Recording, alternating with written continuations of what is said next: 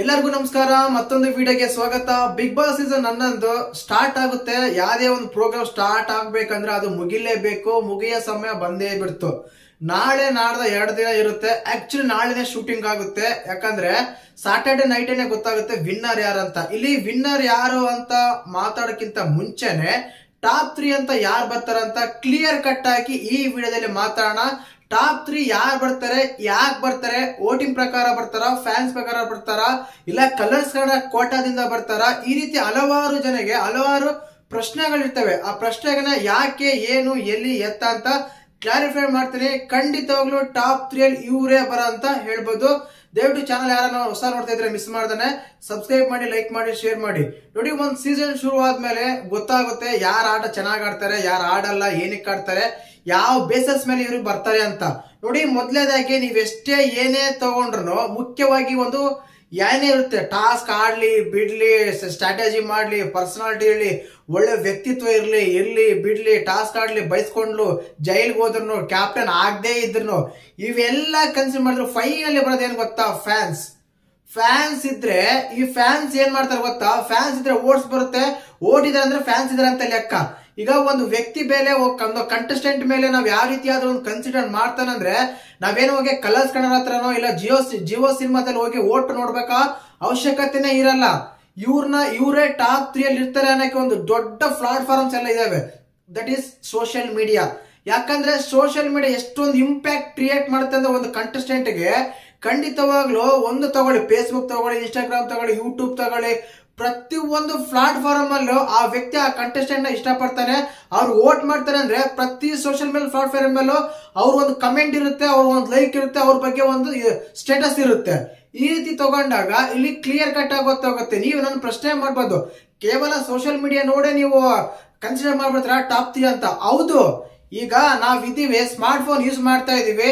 Example ಆಗಿ ಹೇಳ್ತೀನಿ, ತ್ರಿವಿಕ್ರಮ್ ಅವರ ಇಲ್ಲ ಹನುಮಂತ ಇಷ್ಟ ಅಂತ ತಗೊಂಡ್ರೆ ನಾವು ಅವ್ರು ವೋಟ್ ಮಾಡಿದ್ರೆ ಅವರು ವೋಟ್ ಮಾಡಿರೋ ವಿಷಯನ ಸೋಷಿಯಲ್ ಮೀಡಿಯಾ ಶೇರ್ ಮಾಡ್ತೀವಿ. ನಾ ಈಗ ಬರ್ತಿರೋ ಒಂದು ಈ ವಿಡಿಯೋಗೆ ನಿನ್ ಫೇವ್ರೇಟ್ ಕಂಟೆಸ್ಟೆಂಟ್ ಯಾರಂತ ಕೇಳಿದ ತಕ್ಷಣನೇ ನೀವು ಕಮೆಂಟ್ ಮಾಡ್ತೀರಾ. ಈ ರೀತಿ ತಗೊಂಡಾಗ ಈ ಕಮೆಂಟ್ಸ್ ಗಳಲ್ಲಿ ಒಂದು ಯೂಟ್ಯೂಬ್ ಪೋಲ್ಸ್ ಮಾಡ್ತೀನಿ, ವಿನ್ನರ್ ಯಾರು ಅಂತ 4 ಜನ ಹೆಸರು ಹಾಕ್ತೀನಿ. ಹನುಮಂತ, ತ್ರಿವಿಕ್ರಮ್, ನಮ್ಮ ಇವರು ಮೋಕ್ಷತಾ, ಹನುಮಂತ ಅಂತ, ಮಂಜು ಅಂತ, ಈ ರೀತಿ 4 ಹೆಸರು ತಗೊಂಡಾಗ ಇಲ್ಲ 50,000 1,00,000 ಜನ ಅದಕ್ಕೆ ವೋಟ್ ಮಾಡ್ತಾರಂದ್ರೆ ಅಲ್ಲಿ ಕ್ಲಿಯರ್ ಕಟ್ ಆಗಿ ಗೊತ್ತಾಗುತ್ತಲ್ಲ. ಅದು 40% ಒಂದು ವ್ಯಕ್ತಿಗೆ ಬರ್ತಾ ಇದೆ ಪೋಲ್ಸ್ ತಗೊಂಡಾಗ. ಅಲ್ಲಿ ಏನಾಗುತ್ತೆ ನೋಡಿ, ಎಲ್ಲರೂ ಪೋಲ್ಸ್ ಅಲ್ಲಿ ಕ್ರಿಯೇಟ್ ಮಾಡಬಹುದು. ಅಲ್ಲಿ 100% ತಗೊಂಡ್ರೆ 50% ತಗೊಂಡ್ರು ಒಬ್ಬ ವ್ಯಕ್ತಿಗೆ 40% ಬಂದು ಇನ್ನು 4 ಜನಕ್ಕೆ ಕೇವಲ 60% ಬರ್ತಂದ್ರೆ ಅಲ್ಲಿ ಏನ್ ಕ್ಲಾರಿಟಿ ಬರುತ್ತೆ? ಆ ವ್ಯಕ್ತಿ ವಿನ್ ಆಗ್ತಾರೆ, ಆ ವ್ಯಕ್ತಿ ಬರುತ್ತಂತ ತಾನೇ ಬರೋದು.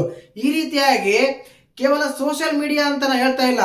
ಸೋಷಿಯಲ್ ಮೀಡಿಯಾದಲ್ಲಿ ಫ್ಯಾನ್ಸ್ ಆಗ್ಲಿ, ಒಬ್ಬ ವ್ಯಕ್ತಿ ಆಗ್ಲಿ, ಒಬ್ಬ ಕಂಟೆಸ್ಟೆಂಟ್ ಬಗ್ಗೆ ರಿಯಾಕ್ಟ್ ಮಾಡ್ತಾ ಇದ್ದಾನೆ ಅಂತ ನಾವು ಅನ್ಕೊಂಡ್ರೆ ಆ ವ್ಯಕ್ತಿಗೆ ಸಪೋರ್ಟ್ ಮಾಡ್ತಾನೆ, ಆ ವ್ಯಕ್ತಿಗೆ ವೋಟ್ ಮಾಡ್ತಾನೆ, ಬೇರೆ ಹತ್ರನು ವೋಟ್ ಮಾಡಿಸ್ತಾರ. ತುಂಬಾ ಮುಖ್ಯ ಆಗಿರುತ್ತೆ. ಯಾಕಂದ್ರೆ ಈ ಬಿಸಿ ಟೈಮ್ ಅಲ್ಲಿ ಯಾರೋ ಒಬ್ಬ ಕಂಟೆಸ್ಟೆಂಟ್ ಹೋಗಿ ಅವ್ರ ಹೆಸರು ಕಮೆಂಟ್ ಮಾಡೋಣ, ಅವ್ರು ವೋಟ್ ಮಾಡೋಣ, ನಾನು ವೋಟ್ ಮಾಡಿದಂತ ಶೇರ್ ಮಾಡೋಣ, ಈ ವಿಡಿಯೋ ಲೈಕ್ ಮಾಡೋಣ ಅಂತ ಯಾರು ಬರಲ್ಲ. ಇಷ್ಟ ಇದ್ರೇನೆ, ಅವ್ರ ಮನ್ಸಿಗೆ ಇಷ್ಟ ಆದ್ರೇನೆ ಲೈಕ್ ಮಾಡ್ತಾರೆ, ಕಮೆಂಟ್ ಮಾಡ್ತಾರೆ. ತಗೊಳ್ಳಿ, ನೀವು ನನ್ನ ವಿಡಿಯೋಸ್ ಅಂತಲ್ಲ, ಬೇರೆ ವಿಡಿಯೋಸ್ ಯಾವ ವಿಡಿಯೋಸ್ ಆದ್ರೂ ತಗೊಳ್ಳಿ, ನನ್ನ ವಿಡಿಯೋಸ್ ಅಲ್ಲಿ ಈ 3 ಹೆಸರು ಅತಿ ಹೆಚ್ಚಾಗಿ ಬರುತ್ತೆ. ಬೇರೆ ಹೆಸರು ಬರೋದೇ ಇಲ್ಲ, ತುಂಬಾ ಕಡಿಮೆ. ಪೋಲ್ಸ್ ಮಾಡಿದಾಗಲೂ ಅಷ್ಟೇ ತುಂಬಾ ಕಡಿಮೆ. ಎಕ್ಸಾಂಪಲ್ ರಜತ್ ಅವ್ರ ಹೇಳ್ತೇನೆ, ನಾನು Rajat my favourite contestant, Rajat vote ಮಾಡಿದೆ, ರಜತ್ ವೋಟ್ ಮಾಡಿ ಅಂತ ಒಂದು ಕಮೆಂಟ್ ಬರಲ್ಲ ವಿಡಿಯೋದಲ್ಲಿ. ಕಾರಣ ಏನ್ ಹೇಳಿ? ಅವ್ರು ಟಾಪ್ 3ಗೆ ಬರಲ್ಲ ಅಂತಲ್ಲ, ಬರಲ್ಲ. ಆಕ್ಚುಲಿ ಇದೇ ಆಗ್ತಾರೆ. ನಾನು ಇದನ್ನೇ ಕನ್ಸಿಡರ್ ಮಾಡ್ತೀನಿ. ಪ್ರತಿ ವಿಡಿಯೋ ನೋಡಿದಾಗ ಕೆಲವರೆಲ್ಲ ತುಂಬಾ ಜನ ಕಮೆಂಟ್ಸ್ ಮಾಡ್ತಾ ಇರ್ತಾರೆ, ಮೋಕ್ಷಿತಾಗ ವೋಟ್ ಮಾಡಿ ಪ್ಲೀಸ್, ಹನುಮಂತಿಗೆ ವೋಟ್ ಮಾಡಿ ಪ್ಲೀಸ್, ತ್ರಿವಿಕ್ರಮರಿಗೆ ವೋಟ್ ಮಾಡಿ ಪ್ಲೀಸ್. ಈ ರೀತಿ ತಗೊಂಡಾಗ ಏನಂದ್ರೆ ಅವರು ವೋಟ್ ಮಾಡ್ದೇನೆ ಬೇರೆಯವ್ರಿಗೂ ವೋಟ್ ಮಾಡಿ ಅಂತ ಅವ್ರು ಸಜೆಷನ್ಸ್ ಕೊಡ್ತಾರೆ. ನೋಡಿ, ಅಲ್ಲಿ ಕ್ಲಿಯರ್ ಆಗುತ್ತೆ.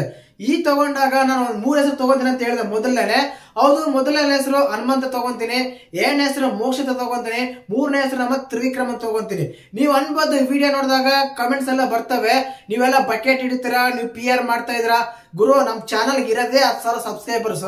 ನಮ್ಗೆ ಯಾರು ಗುರು PR ಕಂಟೆಂಟ್ ಮಾಡ್ತಾರೆ, ಕಾಂಟ್ಯಾಕ್ಟ್ ಮಾಡ್ತಾರೆ? ನಮ್ಗೆ ಯಾರು ಕೊಡ್ತಾರೆ ದುಡ್ಡು? ನಮ್ಗೆ ಇರೋದೇ 10,000 ಸಬ್ಸ್ಕ್ರೈಬರ್ಸ್. ಆ 10,000 ಸಬ್ಸ್ಕ್ರೈಬರ್ಸ್ಗೆ ನೀವು PR ಮಾಡಿ, ನೀವು ಸಪೋರ್ಟ್ ಮಾಡಿ, ದುಡ್ಡು ಕೊಡ್ತೀವಿ ಅಂತ ಅಂತಾರ. ಲಕ್ಷಣ ಗಟ್ಟಲೆ ಇರೋರಿಗೆ PR ಕೊಟ್ಟರು ಕೊಡ್ಬೋದು, ನಮ್ಮಂತರಿಗೆಲ್ಲ ಹೇಳ್ಕೊಡ್ತಾರೆ. ನಾನು ಜೆನ್ಯೂನ್ ಆಗಿ ನಾನು ಕೇವಲ ಈ ರೀತಿ ವಿಡಿಯೋಸ್ ಮಾಡದಾನೆ ಪಬ್ಲಿಕ್ ಅಲ್ಲಿ ಕೂಡ ವಿಡಿಯೋಸ್ ಮಾಡಿದೀನಿ. ಹೋಗಿ ಅವ್ರ ಹತ್ರ ಮೈಕ್ ಇಟ್ಕೊಂಡು ಕೇಳಿದೀನಿ, ನಿಮ್ಮ ಫೇವರೇಟ್ ಕಂಟೆಸ್ಟೆಂಟ್ ಯಾರು, ನೀವು ಯಾರಿಗೆಲ್ಲ ವೋಟ್ ಮಾಡ್ತೀರಾ ಅಂತ. ಅಲ್ಲಿ ಅತಿ ಹೆಚ್ಚಾಗಿ ಕೇಳಿ ಬಂದಿದ್ದೆ ಹನುಮಂತ ತ್ರಿವಿಕ್ರಮರ ಹೆಸರು.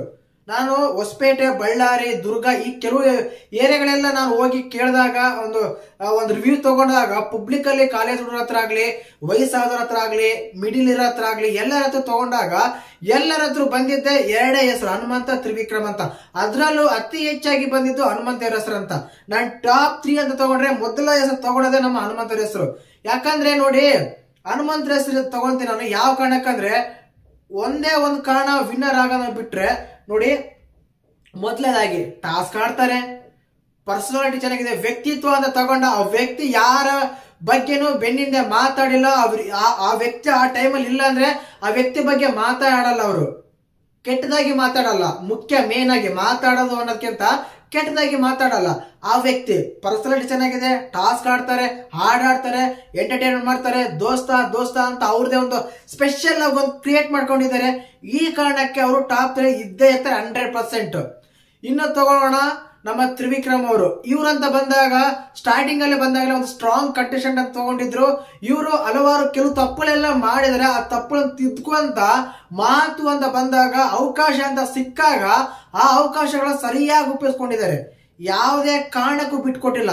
ತುಂಬಾ ನೀಟಾಗಿ ಪೋರ್ಟ್ರೇ ಮಾಡ್ತಾರೆ, ತುಂಬಾ ನೀಟಾಗಿ ಮಾತಾಡ್ತಾರೆ ಅವರು. ಯಾಕೆ ಅಂದ್ರೆ ನಿನ್ನೆ ಒಂದು ಎಪಿಸೋಡ್ ನೋಡಿದಾಗ ಗೊತ್ತಾಗಿರುತ್ತೆ, ಆ ಟೈಮಲ್ಲಿ ಅವ್ರು ತುಂಬಾ ಉಪಯೋಗಿಸ್ಕೊಂಡ್ರು, ಯುಟಿಲೈಸ್ ಮಾಡ್ಕೊಂಡ್ರು ಸಿಕ್ಕಿರೋ ಅವಕಾಶನ. ಈ ರೀತಿ ತಗೊಂಡಾಗ ಇನ್ನ ಟಾಸ್ಕ್ ಮಾಸ್ಟರ್ ಅಂತ ಕರಿತೀವಿ, ಯಾವ ಟಾಸ್ಕ್ ಬಿಟ್ಕೊಟ್ಟಿಲ್ಲ. ಟಾಸ್ಕ್ ಎಲ್ಲ ತುಂಬಾ ಚೆನ್ನಾಗಿ ಆಡ್ತಾರೆ. ಫಿಸಿಕಲ್ ಟಾಸ್ಕ್ ಅಂತ ಬಂದಾಗ ಅವರೇ ಫಸ್ಟ್ ಇರ್ತಾರೆ. ಎಂಟರ್ಟೈನ್ಮೆಂಟ್ ಬರಲ್ಲ ಅಂದ್ರೂ ಟ್ರೈ ಮಾಡಿ ಎಂಟರ್ಟೈನ್ಮೆಂಟ್ ಮಾಡಿದ್ದಾರೆ ನಮ್ಮ ತ್ರಿವಿಕ್ರಮ್ ಅವರು. ಈ ರೀತಿ ಇದ್ದಾಗ ಇವರು ಕೂಡ ಟಾಪ್ 3 ಬರೋ ಚಾನ್ಸಸ್ ತುಂಬಾ ಇದೆಲ್ಲ, ಬಂದೇ ಬರ್ತಾರೆ. ಈ 3 ಹೆಸರು ತಗೊಂಡೆಲ್ಲ ಬಂದೇ ಬರ್ತಾರೆ ಇವರು. ಇನ್ನ ಲಾಸ್ಟ್ ಬಂದ್ಬಿಟ್ಟು ನಮ್ಮ ಮೋಕ್ಷಿತ ಅವರು. ನೋಡಿ, ಮೋಕ್ಷಿತ ಅವರು ಒಂದು ಮೇನ್ ಕಾರಣ ಏನ್ ಗೊತ್ತಾ, ಇಲ್ಲಿ ತ್ರಿವಿಕ್ರಮ್ ಅವ್ರನ್ನ ಎದುರಾಕೊಂಡಿದ್ದು ಒಂದು ಮನೆ ಕಂಟೆಸ್ಟೆಂಟ್ಗಳೆಲ್ಲ ಕೆಲವ್ರನ್ನ, ತ್ರಿವಿಕ್ರಮ್ ಆಗಿರ್ಬೋದು, ಮಂಜಣ್ಣ ಆಗಿರ್ಬೋದು, ಗೌತಮಿ ಆಗಿರ್ಬೋದು, ನಾವಿಲ್ಲಿ ಹೊರಗಡೆ ಕೂತ್ಕೊಂಡು ಒಳಗಡೆ ಯಾರಾದ್ರೂ ಸ್ಟ್ರಾಂಗ್ ಕಂಟೆಸ್ಟೆಂಟ್ ಅಂತ ನಾವು ಅನ್ಕೊಂಡಿದ್ದು ಆ ಕಂಟೆಸ್ಟೆಂಟ್ ಎಲ್ಲಾದ್ರೂ ಎದುರಾಕೊಂಡ್ರು.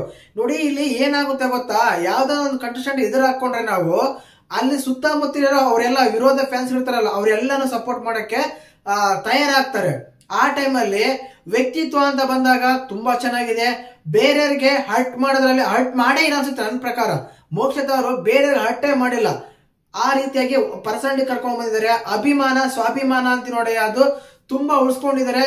ಯಾಕಂದ್ರೆ ಒಂದ್ಸಲ ಅದು ಬೇಡ ಅಂತ ಅಂದ್ಮೇಲೆ ಅದಕ್ಕೆ ಮತ್ತೆ ಅದ್ರ ಪಕ್ಕದಾಗೆ ಹೋಗಿಲ್ಲ, ಕ್ಯಾಪ್ಟನ್ಸಿನೇ ಬಿಟ್ಕೊಟ್ಟಿದೆ. ಸ್ವಾಭಿಮಾನ ಅಂತ ಬಂದಾಗ ಅದು ಗೇಮಿಗೆ ಆಪೋಸಿಟ್ ಆಗಿರ್ಬೋದು, ಗೇಮ್ ರೂಲ್ಸ್ ಪ್ರಕಾರ ತಪ್ಪಾಗಿರ್ಬೋದು, ಬಟ್ ಅವರ ವ್ಯಕ್ತಿತ್ವ, ಅವರ ಸ್ವಾಭಿಮಾನ ಅಂತ ಬಂದಾಗ ಅದನ್ನು ಬಿಟ್ಕೊಟ್ಟಿದ್ದಾರೆ.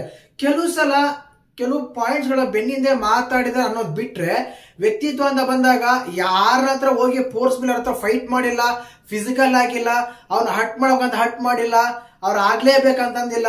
ಈ ರೀತಿ ತಗೊಂಡಾಗ ಅವ್ರೇ ಆದ ವ್ಯಕ್ತಿತ್ವ ಕ್ರಿಯೇಟ್ ಮಾಡ್ಕೊಂಡು ಸ್ವಾಭಿಮಾನ ಅಂತ ತಗೊಂಡ್ರೆ ಟಾಪ್ 3 ಅಲ್ಲಿ ಬಂದೇ ಬರ್ತಾರೆ. ನನ್ನ ಪ್ರಕಾರ ಈ ಮೂವರು ಟಾಪ್ 3 ಅಲ್ಲಿ ಇರ್ತಾರೆ ಅಂತ ನನ್ನ ಒಂದು ಅನಿಸಿಕೆ ಅಲ್ಲ, ಖಂಡಿತವಾಗ್ಲೂ ಇದ್ದೇ ಇರ್ತಾರೆ. ಇದು ಕೇವಲ ನನ್ನ ಅನಿಸಿಕೆ ಅಲ್ಲ, ಕೆಲವು ಪೋಲ್ಸ್ ಗಳನ್ನ ತಗೊಂಡು, ಕೆಲವು ಸೋಷಿಯಲ್ ಮೀಡಿಯಾ ಅಬ್ಸರ್ವ್ ಮಾಡ್ಕೊಂಡು, ಮುಖ್ಯವಾಗಿ ಹೇಳ್ತೀನಿ, ಒಬ್ಬ ವ್ಯಕ್ತಿ ಬಗ್ಗೆ ನೆಗೆಟಿವ್ ಪಾಸಿಟಿವ್ ಗೊತ್ತಾಗಬೇಕಂದ್ರೆ ಈಗಿನ ಕಾಲದಲ್ಲಿ ನಾವೀಗ ಬದುಕ್ತಿರೋ ಒಂದು ಕಾಲದಲ್ಲಿ ಏನಾಗ್ತಾ ಇದೆ, ಸೋಷಿಯಲ್ ಮೀಡಿಯಾ ಅನ್ನೋದು ತುಂಬಾ ಮುಖ್ಯ ಆಗುತ್ತೆ. ಯಾಕಂದ್ರೆ ನ್ಯೂಸ್ ಚಾನಲ್ಸ್ ಬೀಟ್ ಮಾಡೋ ಒಂದು ತಾಕತ್ ಇದೆ ಈ ಸೋಷಿಯಲ್ ಮೀಡಿಯಾಗೆ. ಆ ರೀತಿ ತಗೊಂಡಾಗ ಓವರ್ ಆಗಿ ಸೋಷಿಯಲ್ ಮೀಡಿಯಾ ಯಾವ್ದನ್ನ ತಗೊಳ್ಳಿ, ಈ 3 ಹೆಸರು ಬಂದೇ ಬರುತ್ತೆ. ವಿನ್ನರ್ ಯಾರು? ಮೋಕ್ಷಿತ. ವಿನ್ನರ್ ಯಾರು? ಹನುಮಂತ. ವಿನ್ನರ್ ಯಾರು? ತ್ರಿವಿಕ್ರಮ್. ಈ ರೀತಿ ಬಂದಾಗ ಟಾಪ್ 3 ಅಲ್ಲಿ ಯಾಕಿರಲ್ಲ ಹೇಳಿ? ಈಗ ಸ್ವಲ್ಪ ಹೈಲೈಟ್ ಆಗ್ತಿದೆ ಮಂಜಣ್ಣ ಹೆಸರು, ಆದ್ರೂ ಕಡಿಮೆ, ತುಂಬಾ ಲೇಟ್ ಆಯ್ತು ಅನ್ಸುತ್ತೆ. ಖಂಡಿತವಲ್ಲ ನಾನು ಇದೇ ಟೈಮ್ಗೆ ಹೇಳ್ತೀನಿ ವಿನ್ನರ್ ಇವ್ರೆ ಅಂತ.